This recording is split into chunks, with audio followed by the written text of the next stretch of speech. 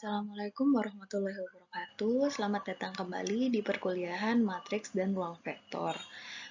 Sekarang kita sudah memasuki bab kedua, yaitu mengenai matriks dan operasinya.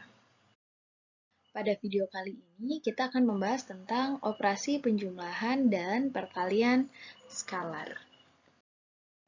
Baik, untuk yang pertama, kita akan membahas tentang penjumlahan dan juga pengurangan matriks. Nah, jika A dan B matriks dengan ordo yang sama, maka A ditambah B adalah matriks yang diperoleh dengan menjumlahkan entry dari A yang bersesuaian letaknya dengan entry dari B. Nah, dengan ini pula ya, sama untuk pengurangan gitu ya.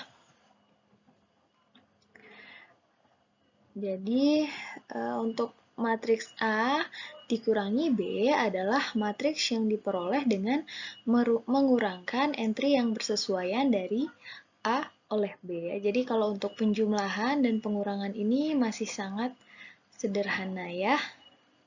Nah, cuman yang perlu diperhatikan di sini bahwa kalau ada dua matriks kita jumlahkan atau kita kurangkan, maka ordonya harus sama. Ya, masih ingat ordo ya?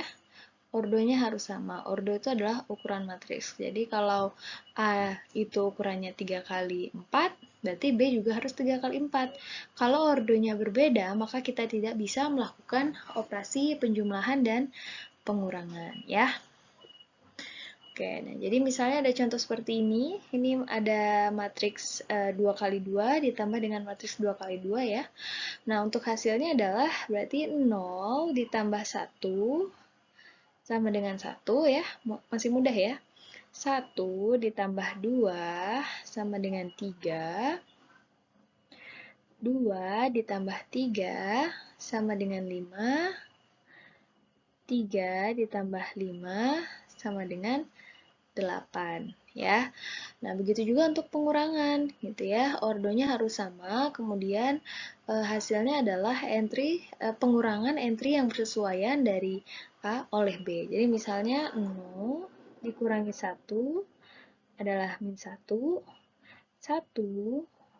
dikurangi 2 adalah min 1, 2 dikurangi 3 sama dengan min 1, dan 3 dikurangi 5 sama dengan min 2 ya.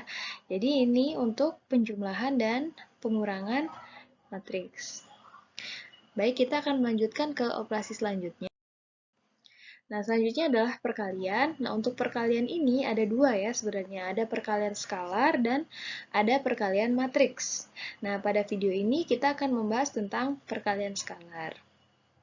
Nah, misalnya A matriks dengan ordo apapun ya, jadi sini tidak dibatasi gitu ya, apakah dia mau matriks persegi ataupun persegi panjang ya. Jadi ordonya berapapun, dan K di sini adalah bilangan real atau skalar. Maka perkalian skalar K dengan matriks A adalah matriks yang diperoleh dengan mengalikan setiap entry dari A dengan si K-nya gitu ya, dengan skalarnya tadi. Misalnya nih, kita punya matriks A seperti ini, kemudian dikali dengan skalarnya yaitu 3. Berarti 3 kali 1 hasilnya 3, 3 kali 2 hasilnya 6, 3 kali 4 12, kemudian 3 kali 3 9, 3 kali 5 15, dan 3 kali 5 juga 15 ya. Ini untuk perkalian skalar. Nah, selanjutnya ada teorema yang berkaitan dengan penjumlahan dan juga pengurangan serta perkalian skalar ya. Oke. Nah, yang pertama, penjumlahan ini bersifat komutatif ya.